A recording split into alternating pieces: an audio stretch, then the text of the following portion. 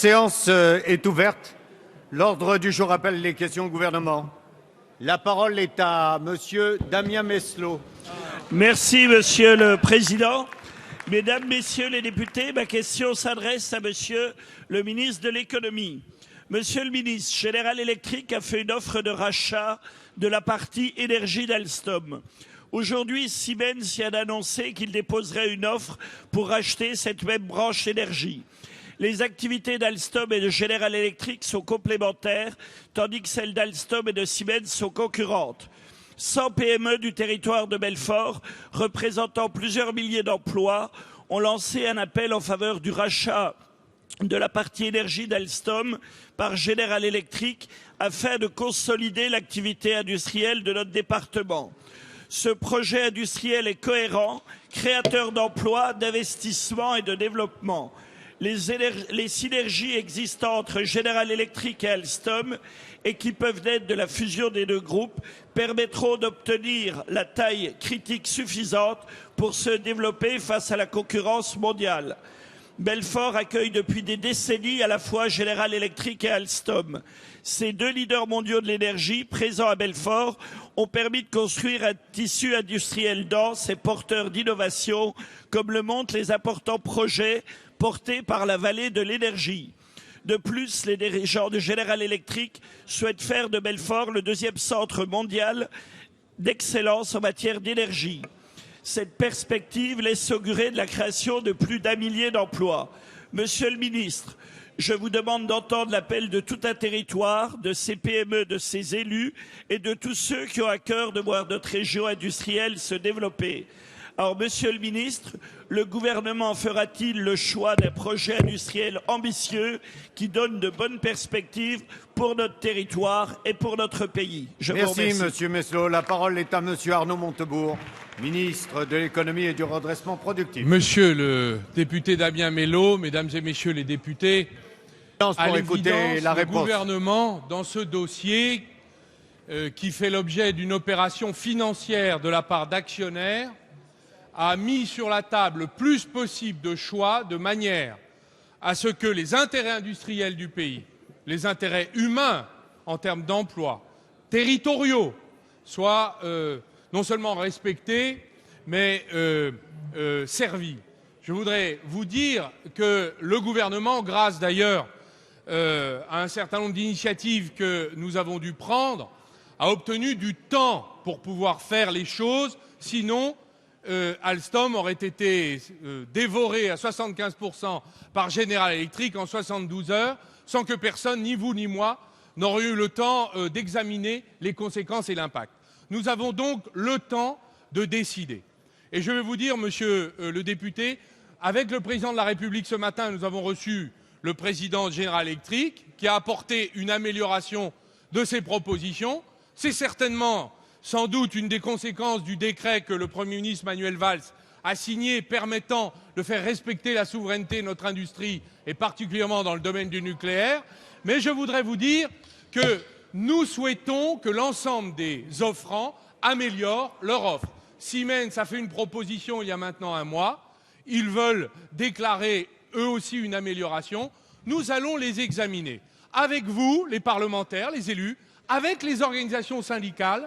Et je prends un engagement, monsieur le député, c'est que nous mettrons sur la table les solutions.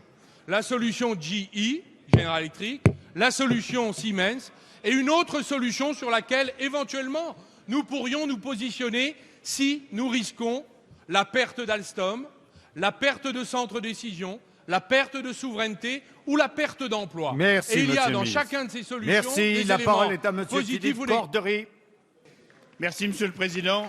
Ma question s'adresse au secrétaire d'État aux Affaires européennes.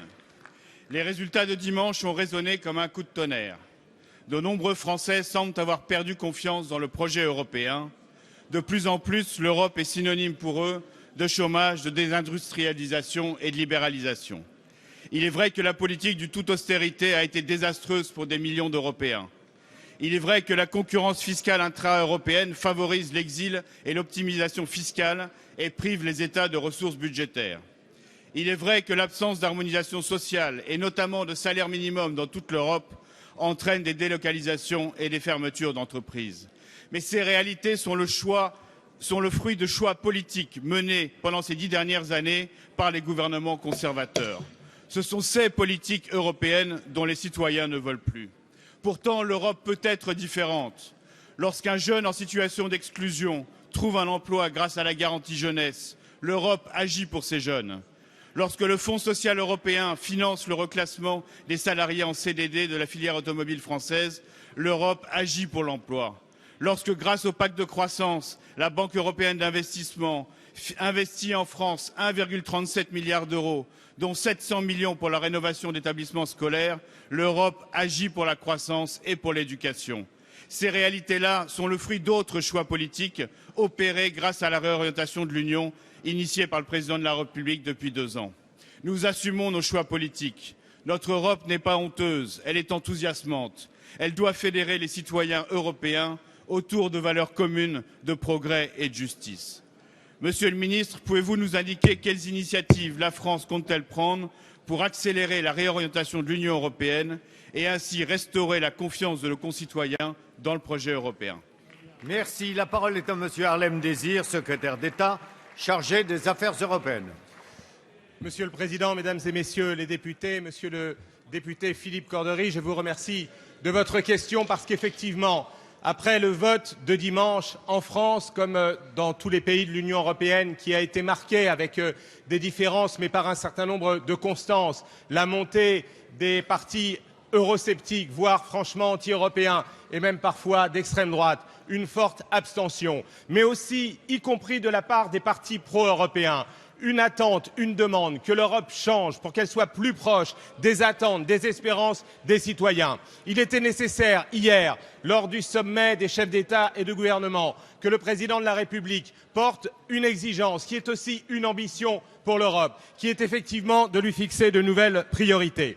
Ces priorités, vous les avez vous-même en grande partie énoncées, au travers à la fois de ce qui a déjà été engagé pour réorienter l'Europe, mais de ce qui doit être approfondi et de ce qui doit faire que l'Europe réponde davantage à ce qui est indispensable de faire à 28 sans se disperser dans ce qui est secondaire. Alors les exigences, eh bien, elles sont les suivantes. La première, c'est évidemment de donner la priorité à la croissance et à l'emploi. Maintenant que nous avons sauvé l'euro, que nous avons mis en place l'union bancaire, il faut financer l'économie réelle, il faut soutenir les investissements. Le deuxième enjeu, c'est que l'Europe soutienne les nouvelles technologies, qu'elle investisse dans les industries du futur, qu'elle soit pionnière dans des domaines comme le numérique. La troisième priorité, c'est de construire l'Europe de l'énergie. C'est de réussir à la fois à assurer notre sécurité énergétique, la diversification de nos sources d'énergie, mais aussi de relever le défi du changement climatique. La quatrième priorité, c'est une Europe qui protège son modèle social, qui protège ses frontières, qui se dote d'une politique de migration commune. La cinquième, enfin, c'est une politique étrangère et de défense commune. Voilà l'ambition que le président de la République a portée hier lors de cette... La parole est à Monsieur Arnaud Richard. Merci Monsieur le Président. Mes chers collègues, Monsieur le ministre du Travail, de l'Emploi et du Dialogue social, par leur vote dimanche, les Français ont crié leur désespoir et leur défiance à l'endroit du gouvernement et de la majorité. Le pacte de confiance est brisé. Depuis maintenant 2 ans, l'UDI ne cesse de vous mettre en garde et de vous demander de revenir sur vos erreurs. Aujourd'hui, nous en déplorons malheureusement les conséquences néfastes. Je ne prendrai qu'un seul exemple, le secteur des services à la personne. Secteur essentiel de notre économie, ce sont 2,2 millions de professionnels qui agissent sur l'ensemble du territoire pour améliorer les conditions de vie de 4,5 millions de familles. Et ce ne sont pas des familles aisées, Monsieur le ministre, quoi que vous en pensiez au Parti socialiste. Ce sont des familles qui ont de nombreux enfants, qui veulent les faire garder. Ce sont des personnes dépendantes pour qui cette aide est essentielle. Ce secteur d'activité a connu, vous le savez, une forte impulsion grâce à Jean-Louis Borloo, au plan de cohésion sociale, créant 100 à 120 000 emplois par an. Et puis, vous êtes arrivé au pouvoir. Avec le cortège de visions dogmatiques, Monsieur le ministre, vous avez tué ce vecteur puissant de création d'emplois. Des dizaines de milliers d'emplois détruits. Autant de drames humains. La suppression du forfait, la réduction des aides fiscales aux particuliers employeurs, la hausse de la TVA sont autant de décisions que nous avons combattues et auxquelles nous vous demandons solennellement désormais de renoncer. Alors ma question est simple, Monsieur le ministre, et elle vaudrait aussi pour Monsieur Sapin.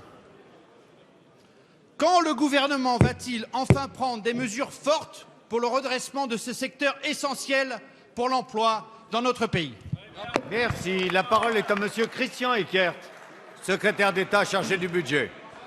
Merci Monsieur le Président, Mesdames, Messieurs les députés, Monsieur le député Arnaud Richard. Je voudrais remercier la qualité de votre question sur un sujet qui est extrêmement important et sur lequel je sais que votre groupe et son ex-président a beaucoup travaillé. Nous avons eu 2 mesures qui ont pénalisé ce secteur et la justice et l'objectivité commandent de dire que la première de ces mesures a été prise par la précédente majorité et elle a consisté à supprimer la réduction de cotisation de 15 points pour les particuliers employeurs. La seconde mesure, et c'est cette majorité qui l'a portée, a consisté à supprimer la possibilité de cotiser au forfait et ceci avait l'avantage de donner les droits sociaux, droits à retraite pour l'ensemble des salariés de façon juste et équitable, mais a renchéri le coût de l'heure pour les ménages que vous avez évoqués, avec une compensation, Monsieur le député, qui a été portée, je crois par moi-même, d'une réduction de 75 centimes de l'heure pour compenser l'effet de la suppression au forfait, indépendamment de cette question très technique sur laquelle le gouvernement est prêt à travailler avec vous, avec l'ensemble du Parlement. Nous réfléchissons effectivement actuellement pour, en plus de la mesure de réduction de cotisation salariale qui sera posée dans le prochain projet de loi de finances rectificative de la Sécurité sociale, qui bénéficiera à l'ensemble des salariés, y compris dans le secteur du service à la personne, nous sommes prêts à examiner avec le Parlement la possibilité, dans les contraintes budgétaires qui sont les nôtres, d'aller au-delà de ces 75 centimes de réduction. C'est à cette invitation que je nous invite collectivement. Merci. La parole est à Madame Barbara Pompili. Merci, Monsieur le Président. Monsieur le Premier ministre, le verdict des élections européennes est accablant. Par l'abstention qui s'enquiste, par la défiance exprimée envers l'Europe, puisque plus d'un électeur sur 3 a choisi une liste opposée à la construction européenne, par un mouvement d'extrême droite qui a obtenu un quart des suffrages exprimés, ce qui n'était jamais arrivé dans l'histoire de notre République. Nul sur les bancs de cette Assemblée ne peut se réjouir de cette situation. Nul ne doit la minimiser. Les Français ne croient plus en l'action politique pour améliorer concrètement leur vie. Les Français, rejoints en cela par de nombreux peuples européens, considèrent que l'Europe aggrave leurs problèmes au lieu d'apporter des perspectives. À nous, à chaque famille politique, de s'interroger sur ses responsabilités et sur les solutions à construire. Notre majorité doit en tirer les leçons, en mettant tout en œuvre pour obtenir au plus vite des résultats sur le front de l'emploi, par la transition écologique notamment. Chacun sait qu'il existe des doutes, pour ne pas dire plus, dans la majorité présidentielle sur les choix économiques et budgétaires opérés. Ce débat, continuons à le mener en cherchant à définir ensemble de nouveaux équilibres. Et puisons dans l'exemple italien, pour le moment en tout cas, des raisons d'espérer. Matteo Renzi, tout en lançant de grandes réformes et en desserrant l'étau fiscal, a réussi à contenir les populismes. Oui, en France, comme en Europe, il faut recréer l'espoir. L'espoir s'incarne dans le volontarisme, le courage politique et dans des mesures concrètes. Nous serons à vos côtés, force de proposition, pour mener ces réformes nécessaires. Comment comptez-vous, Monsieur le Premier ministre, relever ce défi? Merci Madame Pompili. La parole est à Monsieur le Premier ministre Manuel Valls. Merci Monsieur le Président, Mesdames et Messieurs les députés, Madame Pompili, Madame la coprésidente du groupe écologiste, je fais mien les mots que vous avez employés il y a un instant pour décrire le vote de dimanche dernier. Et j'ai eu hier l'occasion, ici même, de m'exprimer. De quoi souffre la France depuis un certain nombre d'années? Du chômage de masse, de déficit et d'une dette beaucoup trop important, et puis d'un manque de compétitivité de nos entreprises. Et le président de la République, d'ailleurs, le rappelait lundi soir, cette compétitivité n'a cessé de s'éroder avec la perte de milliers d'emplois industriels, et le différentiel avec l'Allemagne s'est accru. Et c'est depuis 2 ans, et personne d'ailleurs ne peut échapper à cette réalité, c'est à cette réalité, à ces problèmes qu'il faut bien évidemment s'attaquer. D'abord, en soutenant la compétitivité de nos entreprises. Il peut y avoir d'ailleurs un débat sur les instruments que l'on utilise, sur leur efficacité. C'est pour ça que moi je considère que c'est notamment, Monsieur le Président, le rôle du Parlement, et je sais que vous le souhaitez, d'examiner avec attention, d'évaluer les résultats des politiques publiques que nous mettons en œuvre. C'est vrai, par exemple, sur le CICE, parce qu'il faut que ce type de mesure soit la plus efficace possible vers les entreprises, notamment celles qui peuvent demain investir et embaucher. Mais la compétitivité, les marges de nos entreprises, la capacité à embaucher, oui, ce sont nos priorités et nous ne devons pas, de ce point de vue, dévier le cap. C'est réduire les déficits, c'est réduire la dette. Alors il faut le faire intelligemment, avec le rythme nécessaire, en respectant à la fois nos engagements, mais jamais sans étouffer la croissance. Et puis enfin, il faut des réformes, et ces réformes, elles sont indispensables pour notre pays. C'est vrai dans le domaine de la transition énergétique ou pour ce qui concerne les collectivités territoriales. Vous avez rappelé, Madame la Présidente, que vous étiez dans la majorité. Et moi, je souhaite, et je le répète encore une fois ici, que d'une manière générale, tous ceux qui se situent dans la majorité présidentielle, tous ceux qui se situent dans la majorité gouvernementale, tous ceux qui gouvernent ou qui ont gouverné aient pleinement le sens des responsabilités. Et moi, je serai à l'écoute de tous les parlementaires, et d'ailleurs au-delà de la majorité, et Christian Eckert vient de le rappeler, pour ce qui concerne les emplois à domicile, parce que ce que les Français attendent de nous, pour répondre à ces crises de confiance qui nous ont encore rappelé dimanche dernier, c'est que nous soyons à la hauteur de la situation et que nous soyons efficaces pour l'emploi, pour le pouvoir d'achat, pour la croissance. Et le gouvernement sera ouvert à chaque fois que nous pouvons ensemble avancer, et donc bien sûr avec vous-même. Merci, Monsieur le Premier ministre. La parole est à Madame Marie-Noëlle Battistel. Merci, Monsieur le Président. Ma question s'adresse à Monsieur le ministre de l'Économie, du redressement productif et du numérique. Monsieur le ministre, cette semaine, le baromètre Ernst & Young de l'attractivité Europe 2014 a été publié. Notre pays est aujourd'hui au premier rang en matière d'accueil des investissements étrangers, au deuxième rang en termes d'emploi, au troisième rang en termes de projets.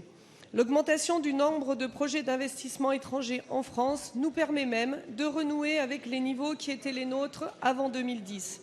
Oui, les opérateurs économiques internationaux qui veulent implanter des activités industrielles et commerciales sur nos territoires, ils le veulent parce qu'ils savent qu'ils trouveront en France des ressources d'innovation, une main-d'œuvre qualifiée et productive, des territoires dynamiques avec un très haut niveau d'infrastructure. Pour permettre à notre pays de sortir de la crise, ces éléments sont décisifs. Contrairement aux idées reçues, la France est bien sur la voie du redressement économique et productif. Oui, l'action menée par notre majorité depuis 2 ans porte ses fruits. Le pacte de compétitivité, le travail de simplification, la lutte contre les délocalisations, la banque publique d'investissement, l'encouragement des relocalisations, la relance d'une politique industrielle volontariste sont autant d'éléments qui contribuent chaque jour à renforcer l'attractivité de notre pays.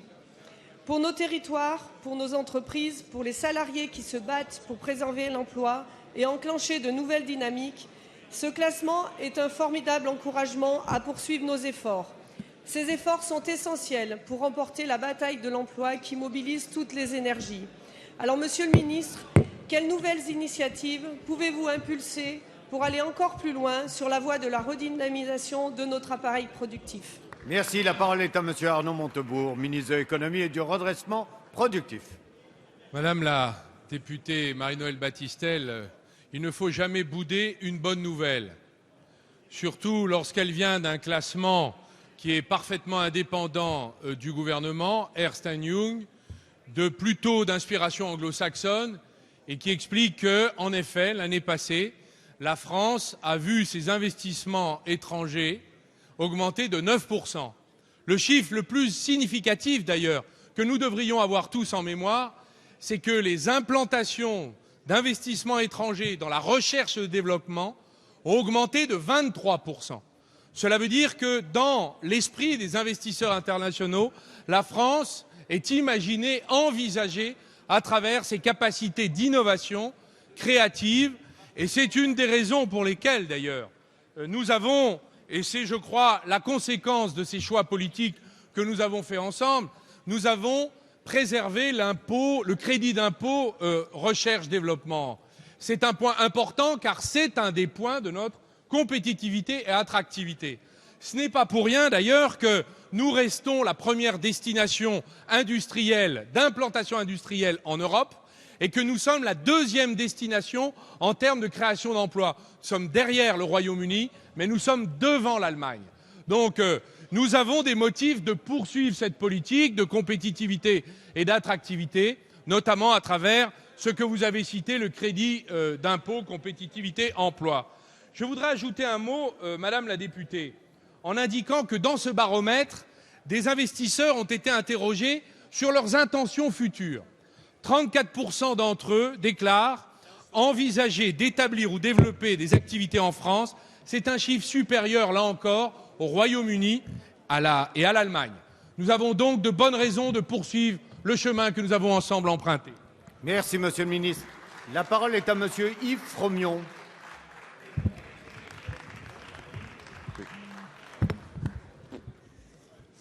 Monsieur le Premier ministre, vous vous êtes efforcé hier, ici même, de rassurer le Parlement et la communauté militaire quant au respect strict de la loi de programmation militaire en cours. Mais les réalités comptables se rappellent à vous. La Cour des comptes évoque un trou de 12 milliards d'euros dans le budget de l'État et nul ne peut croire que ce sinistre budgétaire n'impactera pas le PLFR 2014 en préparation. D'autre part, je vous rappelle que 500 millions d'euros ont été inscrits dans le budget 2014 pour compenser une annulation de 700 millions d'euros d'équipement en 2013. Personne n'en trouve trace. Pire encore, 355 millions d'annulations de crédits d'équipement sont prévus par Bercy dans le prochain PLFR. Voilà donc 855 millions qui manquent déjà cette année sur la part équipement. Au-delà de l'inflation monétaire non compensée dans votre budget, nous notons une autre inflation, celle du coût des OPEX. Elle est considérable puisque la situation au Mali et en Centrafrique interdit tout retrait effectif. C'est sur ce fond d'un budget sinistré et insincère que l'on observe une dégradation extrêmement préoccupante de la situation au Mali comme en RCA. Nos forces armées sont confrontées à des situations qui n'ont plus rien à voir avec les prévisions rassurantes dont le chef de l'État avait entouré nos engagements au Mali, puis en Centrafrique. Très clairement, l'enlisement est à l'œuvre et faute de solution politique au conflit en cours. Alors, Monsieur le Premier ministre, vos erreurs d'estimation conduisent à une situation extrêmement difficile. Je vais vous poser deux questions. La première, vous engagez-vous à faire en sorte que le budget 2014 de la Défense ne connaisse aucun abattement et que les surcoûts liés aux OPEX, dont le coût prévisionnel pour 2014 est déjà doublé, soient intégralement compensés comme prévu? Pouvez-vous nous assurer que, compte tenu de la dégradation de la situation intérieure au Mali et en Centrafrique, vous allez faire procéder au renforcement indispensable en effectifs et en équipement? La parole est à Monsieur Jean-Yves Le Drian, ministre de la Défense.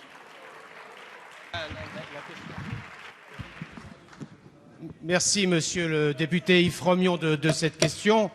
Vous avez bien voulu le rappeler, conformément aux engagements du président de la République qui avait annoncé la sanctuarisation de la loi de programmation militaire.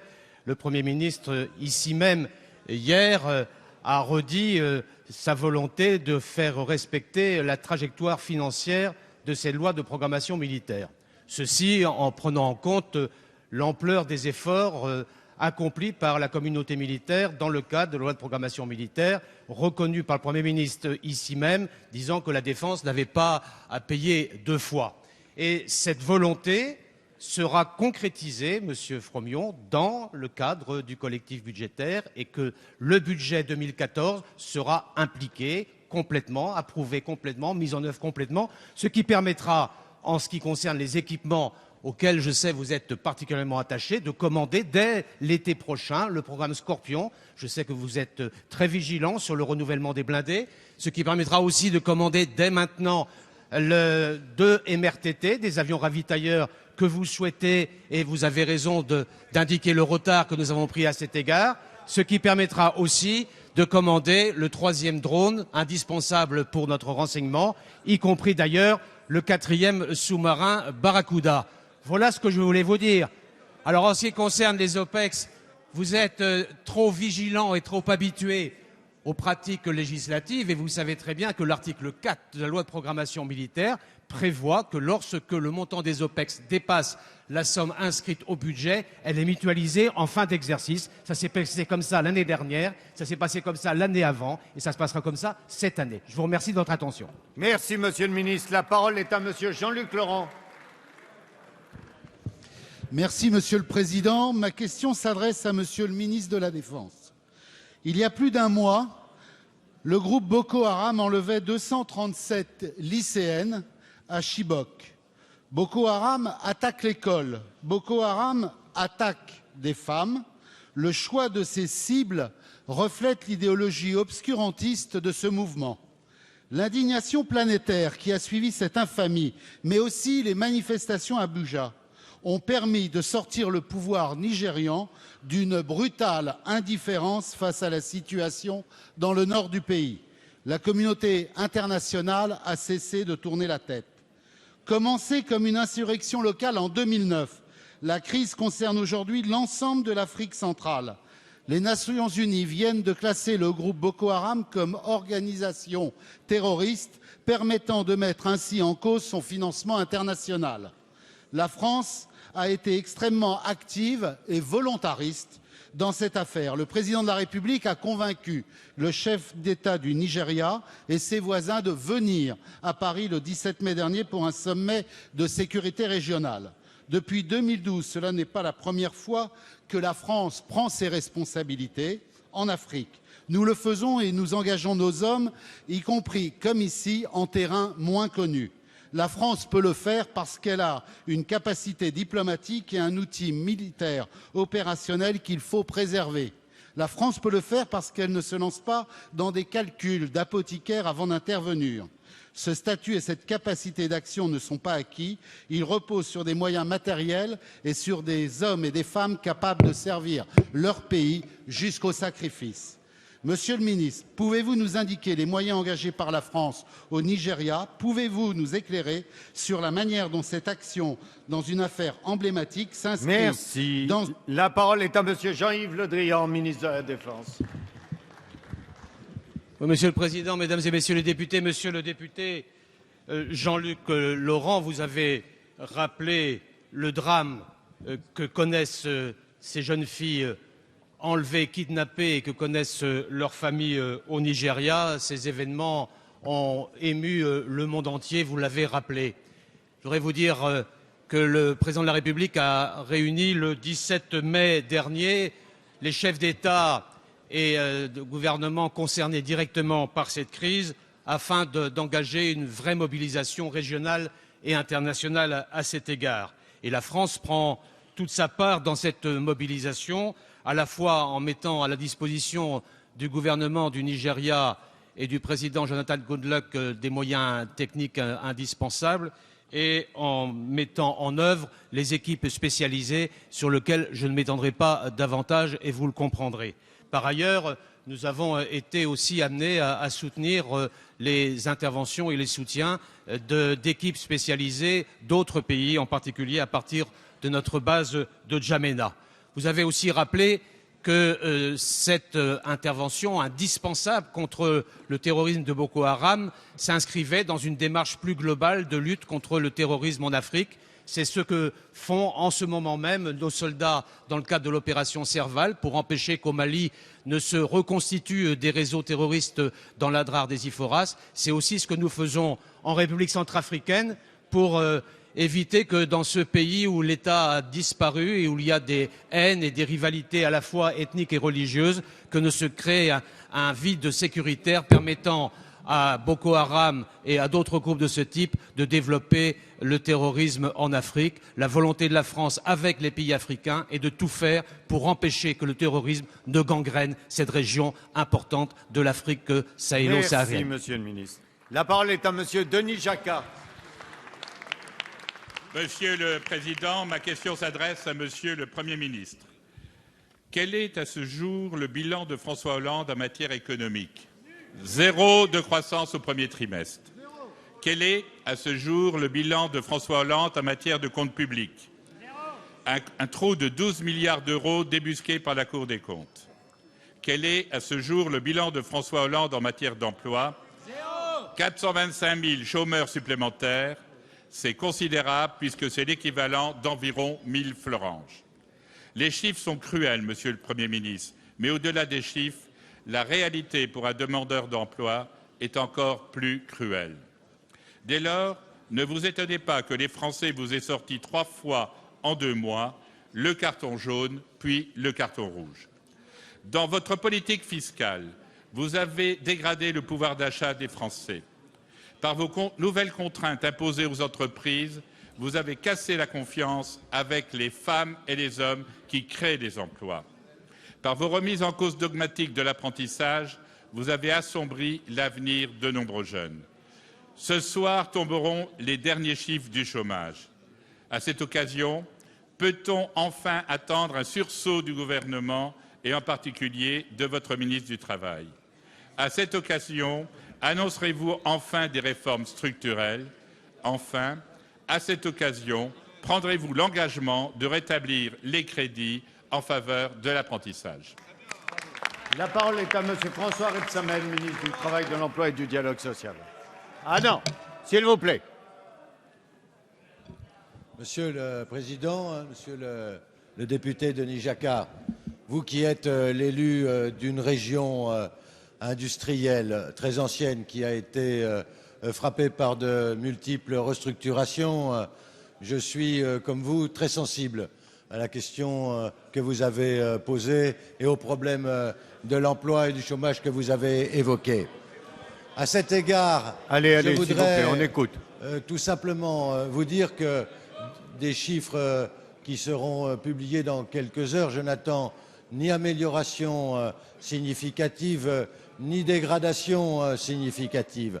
En effet, c'est sur la durée, et vous en conviendrez, que l'on se doit de juger de l'action du gouvernement.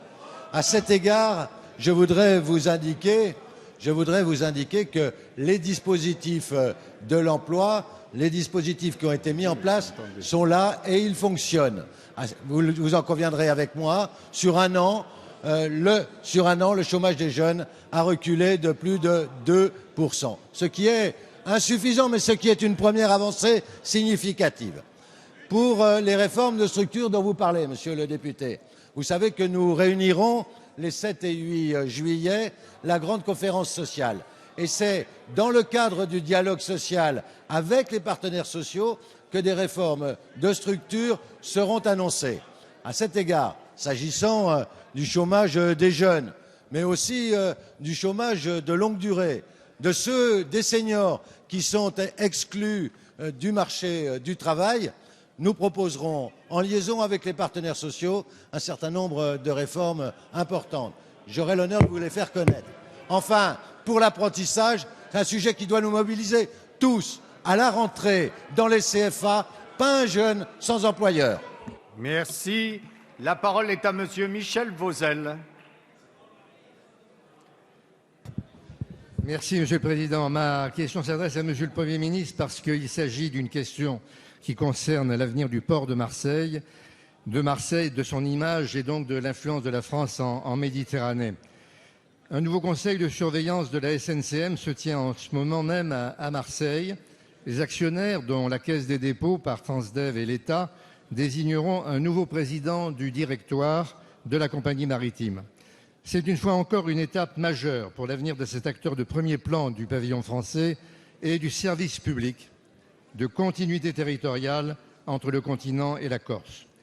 J'ai reçu lundi à Marseille une importante délégation syndicale de la CGT représentant toute la filière portuaire. Ces représentants des travailleurs m'ont exposé leurs très fortes inquiétudes, je dirais plutôt leur incompréhension de l'évolution récente de ce dossier.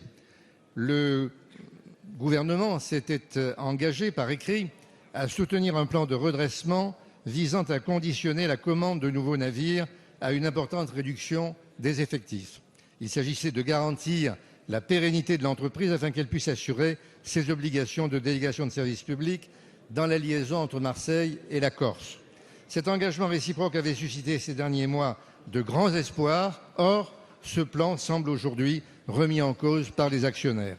Je veux croire que le gouvernement peut aujourd'hui garantir que la parole du gouvernement précédent sera respectée. Des solutions doivent être trouvées pour passer cette commande attendue aussi, il faut le dire, par les chantiers de Saint-Nazaire. Pouvez-vous également nous assurer que le décret dit de l'état d'accueil, qui vise à lutter contre le dumping social en matière de pavillon maritime, sera bien appliqué en juin, comme cela avait été promis? C'est en effet l'avenir de la SNCF qui est en jeu et, je l'ai dit, au-delà d'elle, l'avenir de l'image de Marseille et de la France en Méditerranée. Merci. La parole est à Monsieur Frédéric Cuvillier, secrétaire d'État chargé des Transports, de la mer et de la pêche. Merci Monsieur le Président. Monsieur le député, cher Michel Vozelle, vous attirez l'attention du gouvernement sur la situation particulièrement dégradée de la SNCM. Vous le savez, nous le savons, et d'ailleurs depuis maintenant plusieurs années, nous sommes aux côtés de collectivités, mais également des salariés et de l'entreprise, compte tenu de l'enjeu et du rôle de cette entreprise d'un point de vue économique et de la politique portuaire, notamment pour Marseille. C'est vrai que la SNCM est confrontée à d'innombrables difficultés. Tout d'abord, difficultés en termes d'activité, une activité déficitaire qui la met en situation délicate.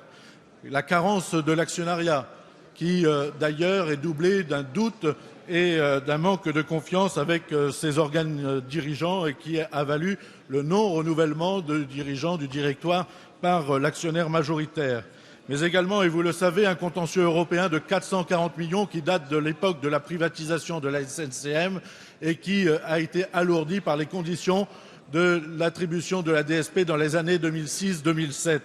C'est dire que cette situation est grave et vous avez raison de la souligner. Pour autant, la SNCM n'est pas n'importe quelle société, c'est celle de la continuité territoriale, c'est celle du service public, c'est celle qui nous permet, même État minoritaire au capital, 25%, de prendre toutes les initiatives. C'est vrai, des discussions qui ont été engagées. Je rencontrais encore hier, la semaine dernière, le commissaire Almunia pour regarder comment nous pouvons assurer pérennité, maintien de l'emploi, mais également toutes les initiatives, les engagements qui ont été pris sur les scénarios permettant le renouvellement de flotte ont été des engagements tenus par le gouvernement, tout comme le décret d'accueil, état d'accueil, a été un engagement tenu par le gouvernement. Le combat est devant nous et je sais pouvoir compter sur votre mobilisation. Vous me l'aviez d'ailleurs exprimé avant les élections municipales.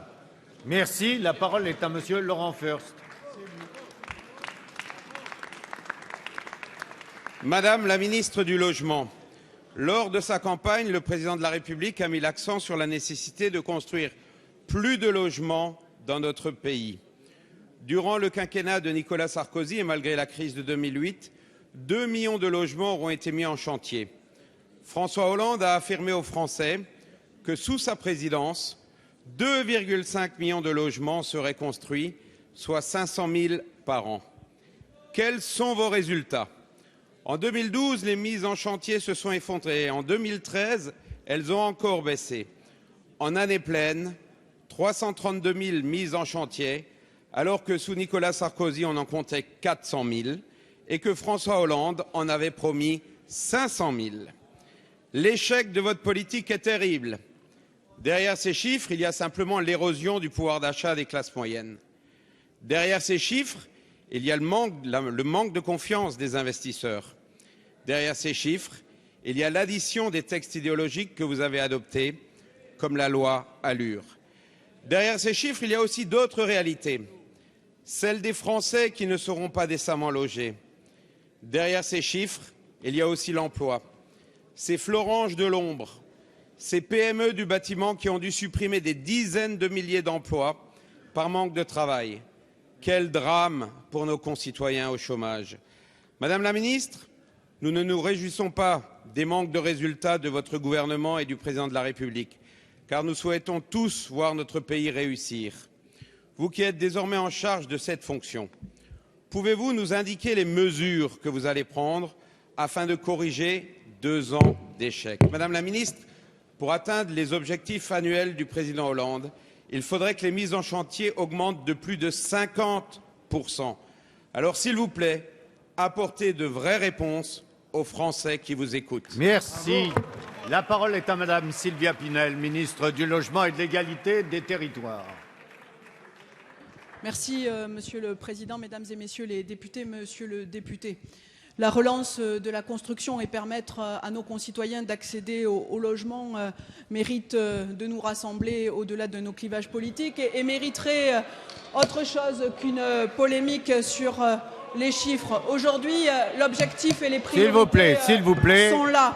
Et écoutez la réponse. Il est question de permettre à nos concitoyens à la fois d'accéder à un logement digne et de préserver leur pouvoir d'achat. Pour cela, le Premier ministre, lors de son discours de politique générale, a rappelé nos objectifs, a rappelé que c'était bel et bien une priorité du gouvernement. Pour cela, nous allons prendre 50 mesures de simplification car vous avez omis de rappeler que dans la législation, dans les normes et les procédures et les réglementations qui ont été prises ces 10 dernières années, vous y avez d'ailleurs contribué, il y a là des freins, il y a là des blocages et nous devons les lever. C'est la raison pour laquelle 50 mesures de simplification pour baisser les coûts de construction, pour aller plus vite, seront prises au mois de juin et appliquées avant l'été. Nous devons aussi continuer nos efforts sur la mobilisation du foncier public et permettre de libérer ce foncier pour construire du logement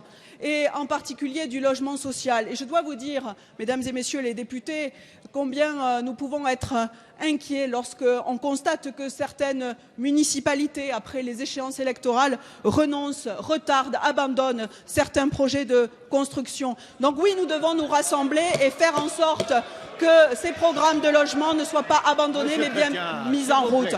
Et puis nous prendrons des dispositions afin de préserver le pouvoir d'achat tels qu'ils sont contenus dans le projet de loi Allure. Vous le voyez, monsieur le député, le gouvernement est déterminé à réussir cette priorité. Merci. La parole est à monsieur Assensi. Merci bien. Monsieur le Premier ministre, dans votre réponse tout à l'heure sur la réorientation européenne, il a manqué un mot, et pas le moindre, le mot démocratie. C'est l'objet de ma question. Le président de la République plaide depuis dimanche pour une réorientation de l'Europe. Il l'avait déjà promis durant la campagne présidentielle, mais aussitôt élu, cet engagement a été abandonné. Le traité TSCG, instaurant l'austérité budgétaire, négocié par M. Nicolas Sarkozy, a été ratifié en l'état. Lors du référendum de 2005, le peuple français avait refusé l'Europe de la concurrence libre et non faussée. Malgré cela, le traité de Lisbonne a été imposé. Les Français ont le sentiment d'être méprisés, de vivre un véritable déni de démocratie. Ils ne veulent plus de ces institutions sans égard pour leurs attentes et leurs besoins. La gestion calamiteuse de la crise en 2008 a porté témoignage que l'Europe de la finance et des marchés triomphe de l'Europe des peuples. Quand 1 000 milliards ont été versés aux banques, seuls 500 millions d'euros vont à l'aide française, à la jeunesse française pour l'emploi. Aujourd'hui, le traité de transatlantique entre l'Europe et les États-Unis, négocié sans les peuples, est une nouvelle étape de cette construction qui privilégie les firmes multinationales aux dépens de la protection des citoyens et des droits sociaux. Le gouvernement français, aujourd'hui affaibli dans les institutions européennes, ne pourra réorienter l'Europe qu'en s'appuyant sur les aspirations populaires, sur son refus de l'austérité et son désir de plus de démocratie exprimé dans les urnes. À l'heure où le gouvernement annonce qu'il ne changera pas de cap, une question se pose, c'est la question que je vous pose, comment tendre vers une Europe sociale, solidaire, une Europe de la croissance, sans remettre en cause le dogme de l'austérité et de la concurrence libre et non faussée. La parole est à monsieur Sapin. Monsieur le ministre Sapin. Merci Monsieur le Président, Mesdames, Messieurs les députés, Monsieur le député Assensi. Vous parlez beaucoup de l'Europe de l'austérité. Certains pays d'Europe savent ce qu'est l'austérité. C'est lorsqu'on diminue le niveau des pensions, lorsqu'on diminue le niveau des salaires, lorsqu'on diminue le niveau des subventions apportées à tel ou tel. Ça n'est pas la situation de la France, ça n'est pas la politique de la France, ça n'est pas notre politique. Le sérieux budgétaire, ça n'est pas l'austérité. Pourquoi, monsieur le député, devons-nous continuer à lutter contre les déficits? Parce qu'en 2010, il y avait un trou, 170 milliards de trous. Nous l'avons divisé par 2. Il reste un déficit. j'entends parler de 12 milliards de trous qui auraient été débusqués. Baliverne, évidemment, ce sujet-là n'est pas nouveau. Il y a eu l'année dernière moins de recettes que prévu, parce que la croissance, oui, la croissance que vous souhaitez a été inférieure à celle que nous pensions pouvoir inscrire dans le budget de la France. Il n'y a donc pas de trou supplémentaire, il y a un déficit que nous avons réduit et que nous devons continuer à réduire. À le faire avec le sérieux budgétaire nécessaire pour que le déficit diminue, c'est-à-dire que la dette de la France cesse d'augmenter, qu'on cesse de verser des intérêts. À qui? À cette finance que nous voulons ensemble combattre. Le meilleur moyen d'encourager la finance que nous voulons combattre, c'est de lui verser des intérêts supplémentaires. Nous diminuerons la dette parce que c'est l'intérêt de la France, pas parce que l'Europe nous le demande, mais parce que c'est bon pour la France, c'est bon pour le peuple français. Il faut du sérieux budgétaire pour défendre la France et non pas pour obéir à je ne sais trop quel diktat. Merci. La parole est à Madame Marlette Groscoste. Merci, Monsieur le Président. Ma question s'adresse à Monsieur le Premier ministre. Contraindre le chef d'entreprise à obtenir des fiches pénibilité mensuellement pour chacun de ses salariés, c'est nier la réalité du monde du travail. Vous parlez de simplification, nous nous en éloignons, quand bien même tous les jours apportent son lot de modifications. Certes, notre majorité a initié la fiche individuelle de suivi. Pour autant, nous sommes actuellement dans une dérive plus technocratique que pratique. Ce dispositif sera évidemment trop lourd et chronophage et grignotera par là même une fois de plus les marges des entreprises, quelle que soit leur taille. Oui, il est essentiel que la pénibilité soit prise en compte pour l'âge de départ à la retraite. Mais on ne peut faire de la pénibilité une notion fixe et uniforme. Les seuils d'exposition seront extrêmement difficiles à définir. Il faudra s'attendre à d'énormes tensions entre employeurs et employés. Nous nous engouffrons dans une situation kafkaïenne, ce que vous reconnaissez d'ailleurs en partie pour annoncer des assouplissements au fil de l'eau. Aussi, ne serait-il pas plus judicieux de laisser ce sujet à la négociation par branche ou par métier et, à défaut, à l'intervention de la loi? Au regard de vos tergiversations, face à la réalité économique, ma question est multiple. Quelle est votre position définitive concernant ce dispositif? Les employeurs devaient être soumis à de nouvelles cotisations. Seront-elles remises en cause? Avez-vous évalué le coût pour les entreprises de cette nouvelle contrainte administrative? Et in fine, en parlant de cohérence, voire d'harmonisation sociale, où est la logique dans la mesure où les salariés détachés et les entreprises des autres États européens n'auront pas à remplir ces exigences? Merci. La parole est à Madame Marisol Touraine, ministre des Affaires sociales et de la Santé. Merci, Monsieur le Président, Mesdames et Messieurs les députés, Madame la députée Arlette Groscotte. La mise en place d'un compte pénibilité constitue une avancée sociale majeure. Et d'ailleurs, je constate que dans votre question, vous ne l'avez pas mise en cause, parce qu'il s'agit de permettre à des hommes, à des femmes qui, pendant leur carrière professionnelle, ont été exposés à des facteurs de pénibilité, de pouvoir disposer de temps pour se former, de temps pour pouvoir travailler à temps partiel tout en étant rémunérés à temps plein, ou pour pouvoir partir à la retraite plus tôt. Alors l'ambition du gouvernement est que ce compte pénibilité, comme cela a été prévu par la loi, se mette en place au 1er janvier de l'année prochaine. Une mission a été confiée à Monsieur Michel de Virville qui consulte l'ensemble des partenaires sociaux, les entreprises, les syndicats, avec la volonté que le système soit le plus simple possible parce que chacun a à gagner à la simplicité. Les entreprises, bien sûr, dans la gestion de ce compte, mais les salariés aussi qui doivent pouvoir s'y retrouver et s'y reconnaître.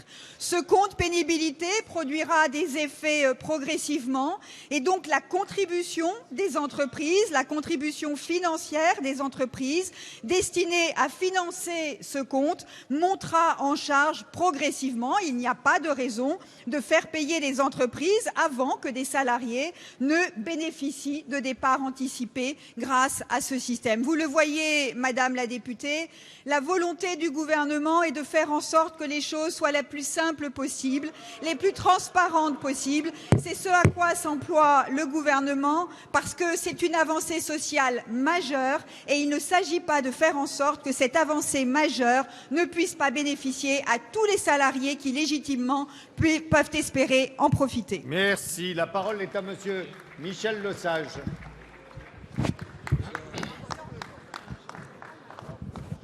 Monsieur le Président, ma question s'adresse à Monsieur le secrétaire d'État chargé des Transports, de la mer et de la pêche. Monsieur le secrétaire d'État, nous allons bientôt examiner en séance le projet de réforme ferroviaire. Cette réforme intervient dans le contexte malheureux que nous connaissons tous, celui de la commande de nouveaux TER trop larges pour 1300 voies qui devront de ce fait être rabotés. Ce n'est qu'un exemple qui montre que le système ferroviaire a besoin d'une réforme structurelle qui remette à plat sa gouvernance et son mode opératoire. Le texte que nous avons travaillé en commission apporte justement une réponse afin d'éviter les dérives d'un système mal organisé. Fini les commandes mal calibrées, les quais trop étroits ou les trains trop longs. Nous devons nous doter d'un service public de qualité renforcé et mieux coordonné, car le train, c'est pour beaucoup de Français un moyen de déplacement quotidien et indispensable. Une France sans système ferroviaire efficace serait une France mourante. Et c'est pour cela que nous avons besoin aujourd'hui de clarifier les compétences de chacun en regroupant sous la houlette d'un établissement public les directions de RFF et de la SNCF. Monsieur le ministre, la réforme que vous engagez est nécessaire car la France et ses territoires ont besoin d'une nouvelle dynamique. On ne peut pas tolérer que le système ferroviaire fonctionne mal ou que la qualité du service se dégrade. Il faut donc fixer les règles d'entretien du réseau existant pour éviter des investissements massifs qui sont engagés dans l'urgence et parfois au détriment du bon sens. Monsieur le ministre, ce projet de loi dessine le futur visage de la France en apportant les réponses adaptées aux défis du monde des transports ferroviaires. Avec une gouvernance coordonnée, en lien avec les régions et avec le souci du personnel ferroviaire, il permettra à la France de demain d'avoir un réseau cohérent, fonctionnel et unifié. Monsieur le ministre, pouvez-vous nous préciser votre vision de ce que sera le système ferroviaire de demain? Merci monsieur Lesage. La parole est à monsieur Frédéric Cuvillier, secrétaire d'État chargé des Transports, de la mer et de la pêche. Merci monsieur le Président, monsieur le député. En effet, le débat qui est engagé devant votre commission est un débat majeur et je remercie l'implication de l'ensemble des députés qui amendent et qui permettent d'améliorer ce grand défi dont a besoin la France pour répondre à ce que, en termes d'aménagement du territoire, de réponse aux enjeux d'aménagement, mais aussi d'attente dans le quotidien des Français, nous puissions doter notre pays d'un système ferroviaire modernisé. Et vous en conviendrez, il nous revient la responsabilité de remettre le service public ferroviaire à l'endroit. Pendant des années, d'autres gouvernements se sont évertués à éclater, émietter, séparer de façon étanche différents métiers qui pourtant sont complémentaires. Il s'agit du métier de la gestion des infrastructures d'un côté et de la gestion du transport et de la mobilité. En éclatant, en mettant des cloisons étanches, un certain nombre de dysfonctionnements, et nous en avons eu des illustrations, se sont produits.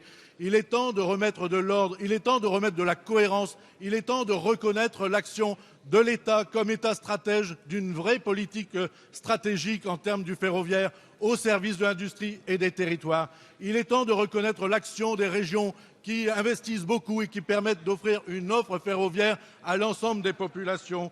Il est temps de réaffirmer les valeurs d'un service public qui est fort et qui est aussi celui qui assure la réalité économique, non seulement des centaines de milliers d'emplois directs et indirects, mais d'une industrie ferroviaire qui est une des plus puissantes du monde. Alors cet enjeu, cette réforme, c'est une réforme que nous devons absolument réussir. Et je compte sur vous, je compte sur votre soutien. Je compte aussi sur peut-être le dépassement de ceux qui sont obnubilés par des enjeux du dogmatisme libéral pour remettre une force, pour remettre de la cohérence et pour redonner de la vertu au service public ferroviaire. Merci. La parole est à monsieur Jacques Krabal. Monsieur le Président, mes chers collègues, ma question s'adresse à monsieur le ministre de l'Intérieur. Le séisme occasionné par les résultats des européennes doit nous pousser à refuser l'abattement, et ça a déjà été dit tout à l'heure, et nous inciter au courage. Nos habitants ont manifesté leur colère de ce qu'ils vivent depuis trop longtemps. Donc nous devons nous mobiliser tous contre le populisme, contre les idées de haine, contre le rejet de l'autre et ceux qui agitent les peurs. Au pays des droits de l'homme, agissons pour plus de fraternité. Luttons contre le chômage et pour l'emploi, pour le pouvoir d'achat et prenons mieux en compte les attentes de nos concitoyens. Mais cette crise politique grave est accompagnée par une crise de la citoyenneté. L'abstention s'établit encore à 57%. Au municipal, les records ont été battus.